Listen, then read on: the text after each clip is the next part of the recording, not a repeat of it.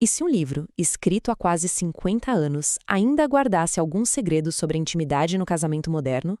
Pois é, para milhões de casais cristãos, essa referência tem nome e sobrenome: o ato conjugal. Hoje a gente vai desvendar os principais insights dessa obra que, olha, quebrou muitos tabus. Escrito por Tim e Beverly LaHaye, O Ato Conjugal foi lançado numa época em que falar de intimidade sexual era quase proibido em muitos círculos religiosos, né? A proposta deles foi super ousada. Tratar o assunto não como um tabu, mas como uma parte bonita e, segundo eles, projetada por Deus para o casamento.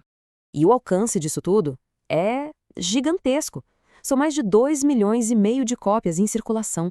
A gente está falando de um livro que influenciou de verdade a dinâmica íntima de gerações e gerações de casais. E o mais legal é que a abordagem serve para todo mundo, sabe? Não importa se o casal tá só começando, cheio de expectativas, ou se já tem décadas de história e tá querendo, sei lá, reacender aquela paixão. Os princípios valem para qualquer fase. A primeira grande missão do livro é bem direta: ser um guia prático para a intimidade. A base de tudo parte de uma ideia bem simples: conhecimento gera conexão.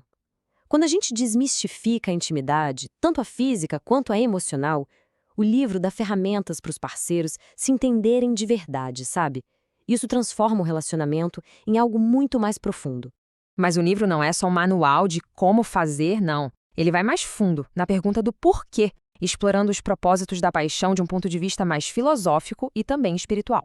E olha só, a edição mais recente ampliou ainda mais as coisas. Ela traz pesquisas novas de medicina e sociologia, fala sobre as 5 razões pelas quais Deus teria criado o sexo e, o que é bem inovador, tem uma seção sobre sexo depois dos 60, uma prova de que a paixão não tem idade, né? E essa frase aqui, bom, ela resume perfeitamente a filosofia do livro. A intimidade de verdade nasce da compreensão mútua e do carinho desinteressado.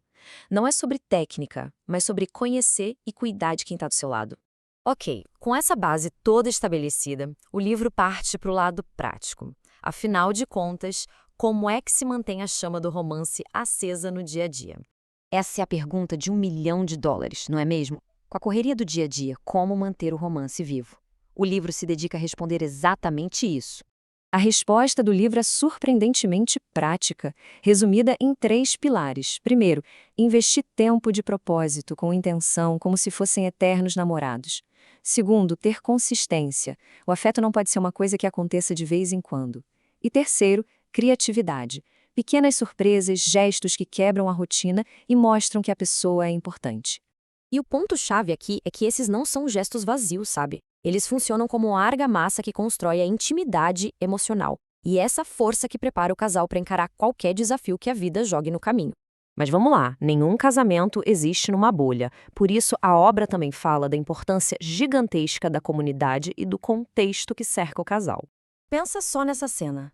Vários casais compartilhando abertamente suas dificuldades e vitórias. Essa ideia é central porque reforça que ninguém está sozinho nessa jornada e que aprender com a experiência dos outros é uma fonte poderosa de encorajamento. É exatamente esse o papel de uma comunidade de apoio: dar recursos, suporte emocional, um sentimento de pertencer, tudo para ajudar o casal a florescer. E por falar em comunidade, se essa nossa análise está sendo útil, que tal se juntar à nossa? Aproveita para curtir esse material e seguir o canal Pneuma BR.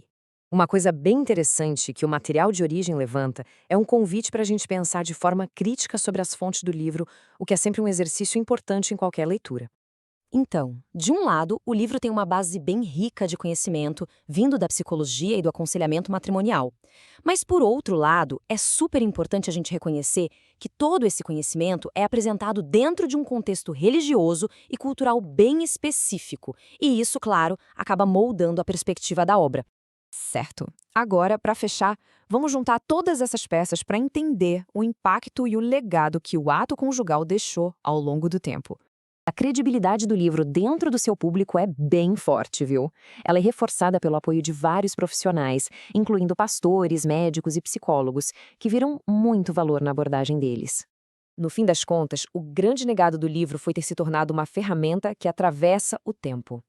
Uma ferramenta que por décadas tem ajudado casais a construir relacionamentos mais fortes, mais íntimos e que estejam alinhados com seus valores e crenças. E fica aqui a reflexão.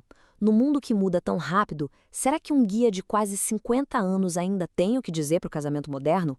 A resposta, pelo visto, não está na data de publicação, mas sim no impacto duradouro que ele continua a ter na vida de milhões de pessoas.